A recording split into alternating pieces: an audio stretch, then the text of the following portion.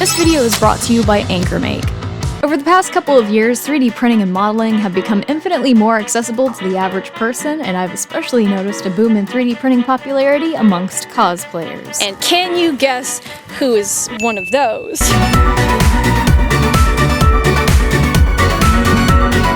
Well, I do have a little bit of experience 3D modeling. I did a little bit of mechanical design work with SolidWorks whenever I was in college. I have still never modeled anything more complicated than, say, like a sword or a pair of salt and pepper shakers inspired by the DeLorean and Clock Tower from Back to the Future. That was an interesting college project I had. I have still never 3D printed anything. I really miss 3D modeling. I've noticed so many cosplayers in the community use 3D printing to speed up production and save them hours and hours of detailing and dremeling work and with less waste. So this week I am finally going to try to conquer my intimidation of the 3D world and try to learn as much as I can about 3D modeling and printing in just 7 days. Luckily, this week's little experiment will include the 3D printing part because AnkerMake, the sponsor of today's video, has been kind enough to send along their M5C 3D printer for us to test out. Which, yes, will mean learning to 3D model and print a full cosplay prop for the first time. I am very afraid.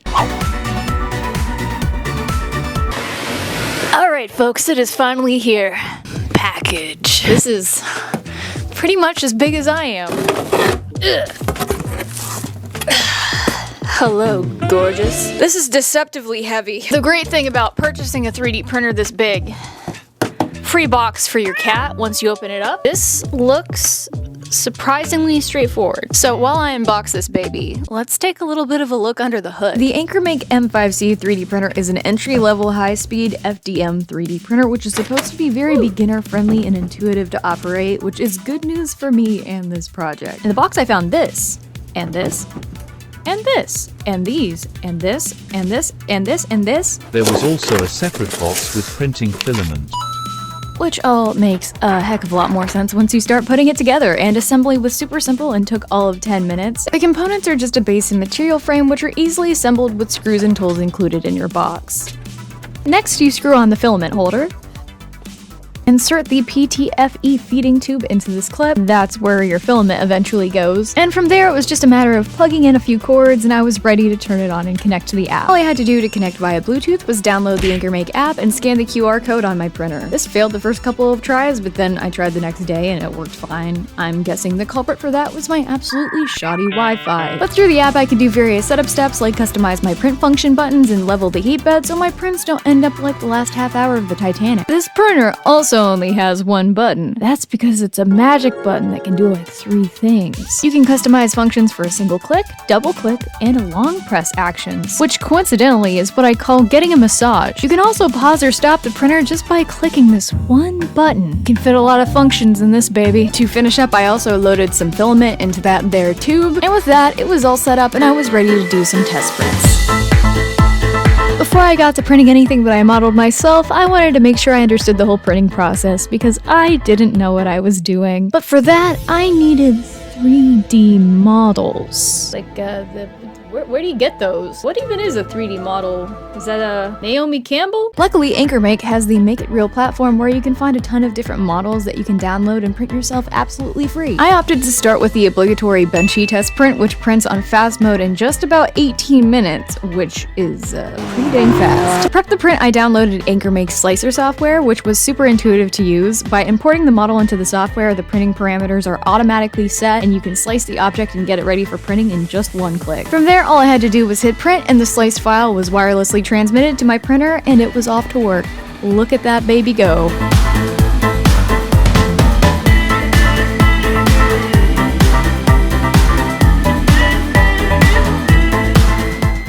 Ta-da! There it is, the Benchy. A lot of detail captured for about 18 minutes. Guys, it works. I don't have to panic anymore. As a recently indoctrinated D&D nerd, I also decided to test print a comically large D20 because I forgot to scale it before printing, and it turned out pretty fun. I'm just happy that I own this object now. And I was having so much fun that I also wanted to do one other test print to see how much detail I could get on the fast setting, so I printed this little model of the new something castle, which printed in just about 18 minutes, and it also looked pretty good. But I wasn't even done yet because that Make It Real model library can also be accessed directly within the AnkerMake app, So you can even print those models from the app with a one-click transfer to your printer. And I wanted to see what the printing experience was through the app, and also frankly wanted this articulated dragon toy. Look at it, it's so cute. So I also did a test print of this, and it is absolutely wild to me that I can operate a 3D printer with my phone. Like, AnkerMake, Star Trek The Next Generation called. They want their technology back.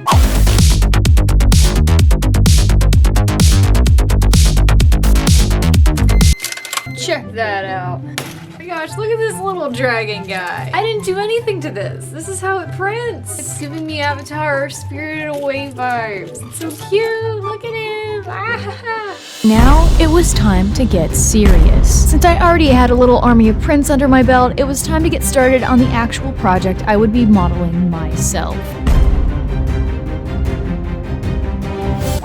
So what I want to try to print with this is a rapier to match the vampire corset armor that I made a couple of months back. And since it's vampire themed, it has all of these like gothic architecture motifs. Rapiers historically have like some of the most detailed, intricate hilts and designs that I have seen in any swords period. Do I feel confident enough in myself to do this out of foam or Warbler? No, I certainly do not. So I feel like 3D printing is the perfect candidate for this particular design. I want to keep it relatively simple so that I don't bite off more than I can chew, but I want to 3D model a rapier style hilt and handle, have a bunch of different gothic architecture motifs on the hilt itself, and obviously since the sword, handle, and hilt are relatively large, I am probably going to have to break them into multiple pieces during the printing process, so that is something else that I'm going to have to figure out. For the sword blade itself, I'm thinking I am either going to try to 3D model that and then break it into pieces and print it out as well, but if I can't do that, which I'm kind of under the assumption that like that might not work out, I'm just going to make the blade separately the way I normally would out of my traditional cosplay materials. Along with all of this, I still have to figure out how to use Blender. I've never used Blender before. Hey team, so today we are going to be doing the Blender Guru Donut tutorial, so be prepared to be very hungry this entire time. Don't worry, I'm gonna be right there with you. So the Blender Guru Donut tutorial tends to be the video series that people go to whenever they just need a really good overview of the mechanics of Blender, whenever they're just trying to learn how to sculpt something that's pretty simple. Through this, it looks like you can learn the keyboard shortcuts, how to change the views, the basic modeling and sculpting functions, and then also like how to render things and do the lighting and colors and make it look pretty. He updates it for every version. It seems very helpful. I've already previewed it a little bit, so I'm very excited. So without any more further ado, I'm going to try to channel my brain cells and bake a very delicious looking donut. Yum. Like, this isn't fair. I want to eat that.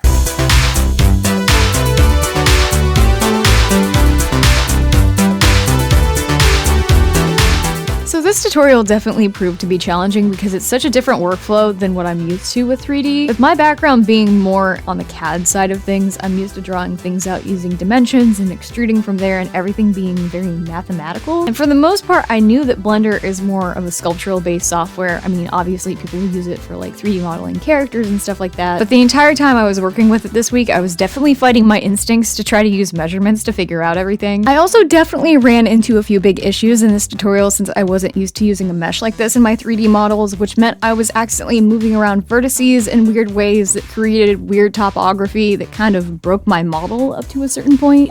This has been an extremely frustrating experience so far. I got through most of it and then I got to the part with the icing drips, which seems to be the part that everyone else was also struggling with on the tutorial. At the beginning of this video, I was thinking like, wow, I kind of miss 3D modeling, and now I remember just how obnoxious it can be sometimes. You will spend hours and then one little thing that is so difficult to undo will mess up your entire model, and if you're new, you don't know how to fix it. You just gotta start over. I had to remodel the donut once, and then whenever it came time to do the icing, I had a huge issue getting the vertices to actually follow the curved faces of my donut. I had to redo the icing probably about 4 times, but eventually I did get it. I've been at this since probably noon. I am incredibly frustrated right now. That being said, this tutorial was so much fun. I especially enjoyed the parts that don't apply to my project at all this week, where I got to play around with the textures and rendering and animation. Working with nodes in Blender was also surprisingly familiar since I edit my videos in Davinci Resolve, which is also a node-based software, so that part of the workflow kept things nice and organized for my scattered brain. It was a nice little glimmer of familiarity in a sea of confusion. Whenever it came time to customize my donut, I almost went for a neon purple one.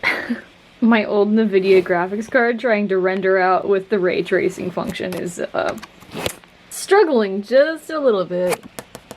Crunchy. But decided to try to make my donut match the vampire theme of my rapier design for this video. So I went for a chocolate donut with spooky colored sprinkles, and I even modeled a little bat decoration to go on top. Ladies and gentlemen, you made it to the end. Pat yourselves on the back. When it came time to do the lighting and animation, I went for the most ridiculous spooky lighting possible with a green rim light and a purple fill light, and I think it's safe to say that I had entirely too much fun with this. 2 days later. I finally finished the donut tutorial. Would you like to see my donut?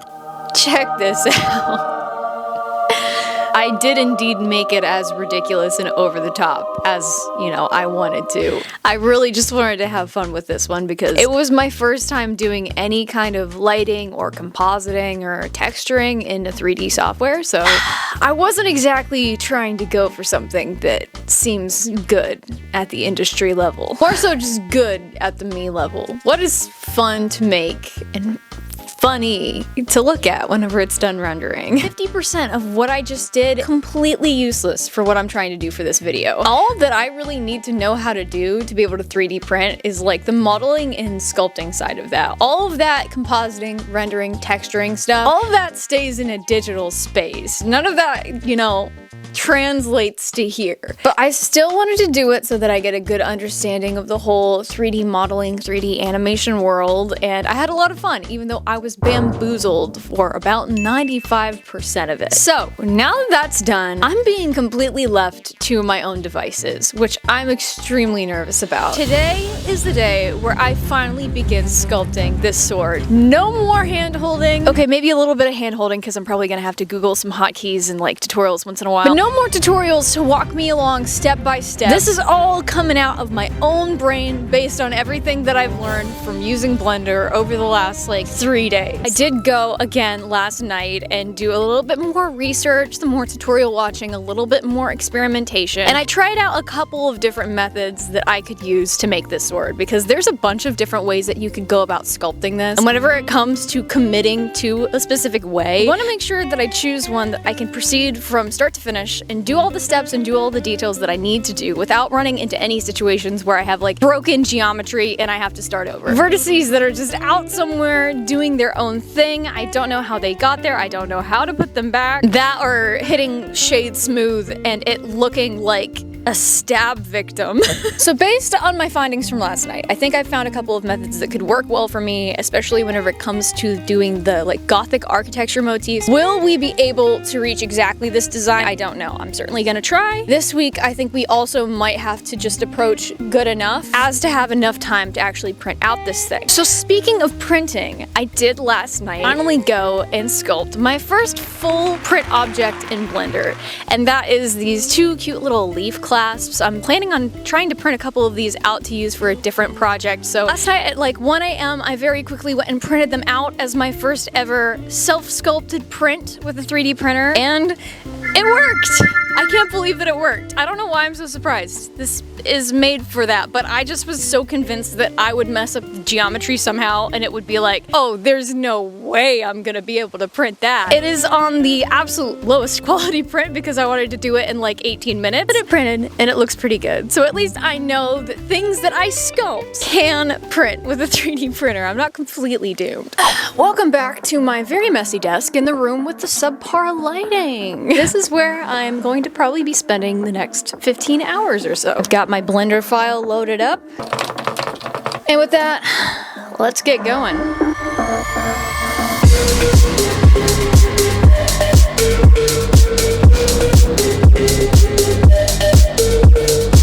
So this process actually went a little smoother than I thought it would. My experimentation and failures from the night before definitely helped me to figure out what methods would and wouldn't work for this model, and honestly, I can't emphasize enough how valuable messing around and failing is as a learning method. You can actually get a lot out of knowing what not to do, especially with 3D programs that can be a little mysterious, a little fickle. It's really easy to feel like if you click on one wrong button, your entire model will be broken, but if you intentionally break the model and explore what everything does, you have a way better understanding of the program and the possible pitfalls. And doing that on this project led me to a lot of good methods here. I used a lot of simple cylindrical shapes and extruded and inset and offset those to create little flourishes and curves on the handle. I used a UV sphere sliced in half for the guard and used a lot of cutting methods for the shapes on the face of that and a lot of cutting with the knife tool. I was also able to learn about the Boolean tool add-on from watching some tutorials, which helped so much with this part. But the thing that really helped this model shape up was using beziers, adding depth and playing around with the thickness and shape of those, and then converting them to a usable mesh. That's how I was able to make all of the little curved shapes and motifs on this model, which is definitely the part that I was the most nervous about. I was finally able to add depth and polish to everything by using some solidify and subdivision modifiers, which slowly began to make more sense to me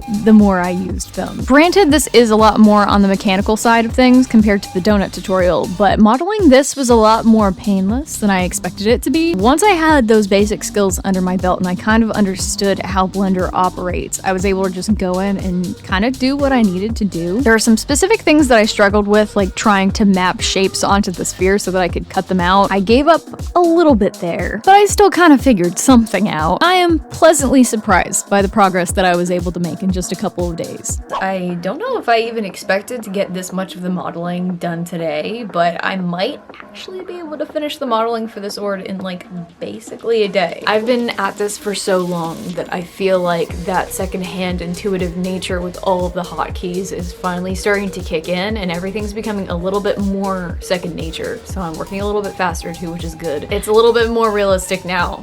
It's in the ballpark. One of the biggest reasons I've been wanting to get into 3D printing in the first place has been, number one, the ability to create really precise geometric models for things like custom buckles and fasteners, prop weapons, and custom filigree, because I am not fantastic at doing any of that by hand. And number two, to reduce waste whenever it comes to using materials like foam. I've really taken to using Worbla a lot more in the past couple of years since you can use the entire sheet of material, but it is on the pricier side. So hopefully getting into 3D will help me out on the waste and storage side of things as well. Of course, when you're modeling anything with an irregular shape, you do have to worry about orientation to avoid wasting a lot of support material or making your printer fight against gravity. So I made sure to sculpt these pieces in a way that could be easily separated for the best printing results.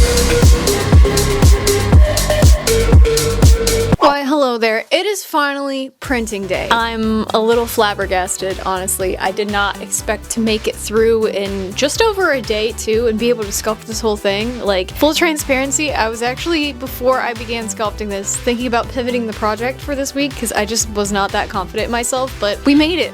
We did it. It's actually pretty close to the concept art. So I think this is just to the credit of all of the wonderful tutorial makers on YouTube who just provide like free education to people like me who up in one day decide, I'm gonna learn how to use Blender. So overall, very excited, very satisfied. And now it is ready to get printing, which is its own thing. The printing process was obviously something that I was super nervous about. I felt better knowing things I modeled could be successfully printed, but my rapier print was going to be a lot bigger and take way more time, and I didn't really have time for huge printing mistakes. So to keep things as simple as possible, I broke my print up into 3 pieces in Blender: the handle, the hilt, and the guard. I exported each piece as an SLR file in Blender and dropped them in the slicer software individually. This way I could give each of them an orientation on the print bed that could save me on support material and printing time. I also opted to use expert mode in the slicer software for each print this time around to make sure I had good control over the support material. Don't worry, this wasn't really harder, you just had to press a button. I set each piece up in normal mode with a print time of 5 hours for the hilt, 6 hours for the handle, and 12 hours for the guard, totaling in a 23-hour print time, which, all things considered, isn't too bad. Since it was the shortest print process and I could see how successful my custom settings were pretty quickly, I started with the hilt.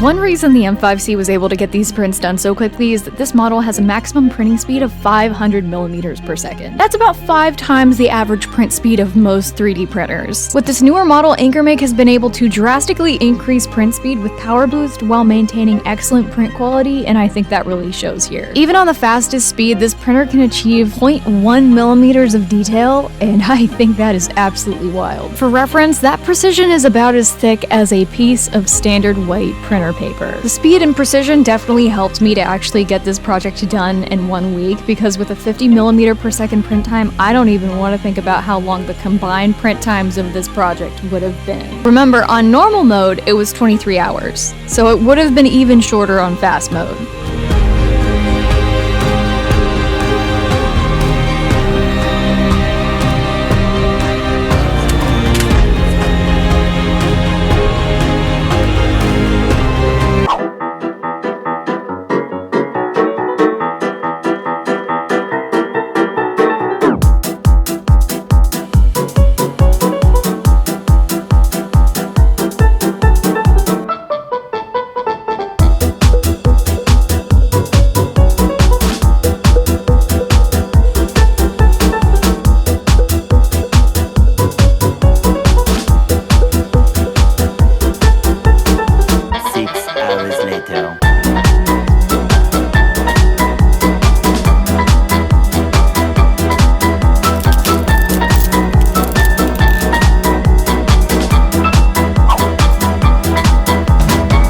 This is the piece that is going to take a while. Let's do it.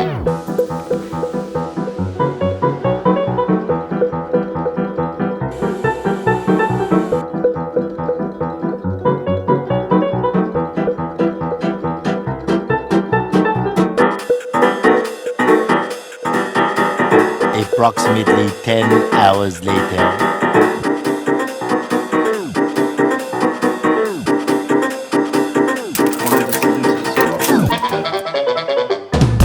Why, hello there. Our prints are finally done. For the most part, I think they turned out pretty good. There's a lot of little things that I'm going to have to go in with my Dremel and clean up. There's a couple of places where the alignment, I think, shifted. It's especially visible on this piece here, where the printing layers are just skewing a little bit more to one side. This was the longest print, coming in at about 12 hours, so any number of things could have happened where it just slowly shifted over time. Face that was down towards the supports is definitely the messier side. There's a bunch of areas that just didn't get printed quite properly, most likely because the angle was too steep and it was fighting against gravity as it was printing, basically. Any angle that is over 45 degrees, it doesn't have anything to support it, because then it's just like out in midair, basically.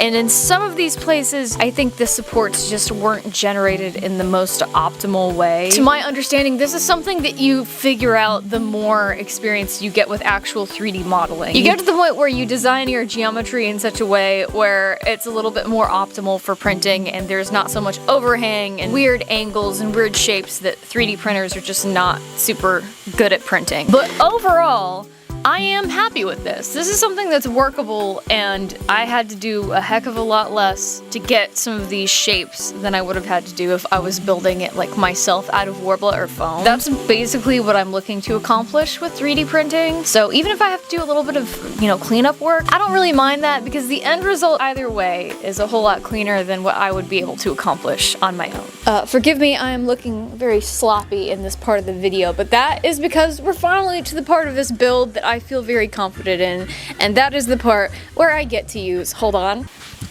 power tools. I am very excited to have this finished up, because frankly, I'm just excited to have another sword, and I'm super pleased with how the design is coming out. I get to learn something new, and that always makes me very happy. And with that, let's do it. To finish this up, a lot of you know the drill. This drill, to be exact, because there was a lot of support material inside the handle that I needed to get out. This was actually extremely frustrating and took entirely too long. But after that, it was time to whip out the Dremel and clean up some of the roughness on the prints. I didn't go crazy here, I just took the edge off and cleaned up any leftover support material. And after that, I went in with a low grit sandpaper to get a bit of a smoother finish by hand. I also just decided to use a wooden dowel for the blade because I was kind of on a time crunch, so I also dremeled a slight tip into that to make it look a little bit better. When that was done, I slid back inside for a little bit of patchwork. I filled a lot of the gaps by brushing on some quick seal and smoothing that out with a little bit of water. I replaced a few of the details that got damaged in printing by sculpting them back onto the models with a little bit of flour clay. Once I let those dry overnight, The next day. all of the models were looking a lot cleaner.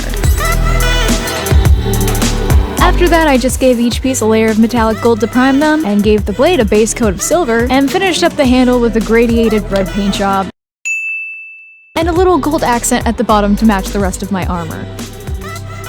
What up? There we go.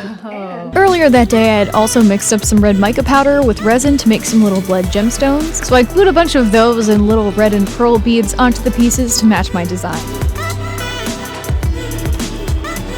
For assembly, all I had to do was glue each piece together with a little bit of hot glue.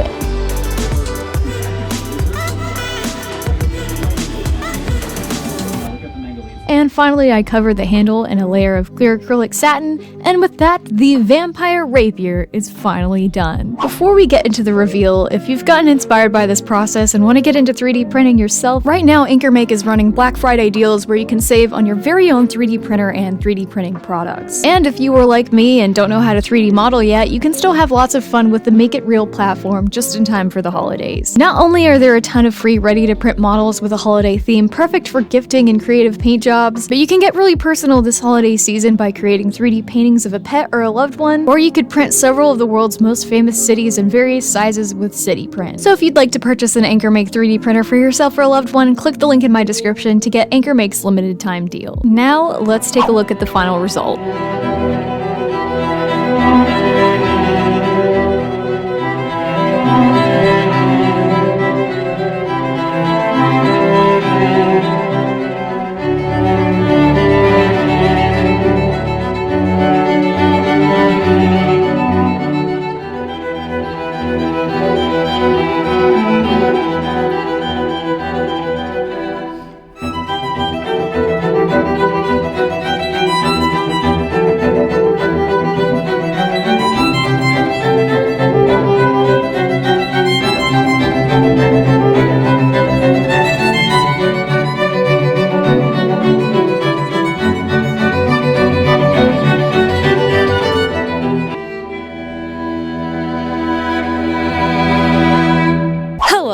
Welcome to the end of the video. I'm looking disheveled again because this was a ton of work. This week has left me pretty exhausted, but it has left my brain feeling infinitely wrinklier. I just love learning new things, especially things that apply to like crafting. It gets me going. Thank you so much for placing your eyeballs on this video and following along with me on this journey. Let me know what other projects you want me to do now that I have a 3D printer, because this has opened a whole new world of possibilities, and you know, I am definitely gonna take full advantage of that. Remember to check out AnkerMake. I really think that they have a quality 3D printer, and it is definitely beginner friendly because I was able to figure it out. And finally, as always, the biggest thank you for these videos goes to my patrons and especially my executive producers. Crimson Moon 04, Rest Easy, Lirael, Liana, Armlar Jean, Anubix, Breeza, Elizabeth Smith, Bean the Bread, I Hang Out with Cats at Parties, Bobo McFo, Freya Wolf, Gravity Drop, Sweet Winter Garden, Katie, Hypnos, India Gloom, Enozine, Megan Penland, Meeks Hunter, Eloquent Silence, Lovisa, Thea Maia, Agent.Sketchy, The Cat's Bark, Alowin Hayes, Shay Lee, Zyle S, Dodo, Cat, Small_Creeper, Francesca Sliwa, Freedom and Gus Gus, Sama Lama Ding Dong, Rose Koffrick, Rose Jacani, Phoenix, Brian, The Cat Bus is Early, and Miss Wicked. Now, if you'll excuse me, I'm gonna go sleep.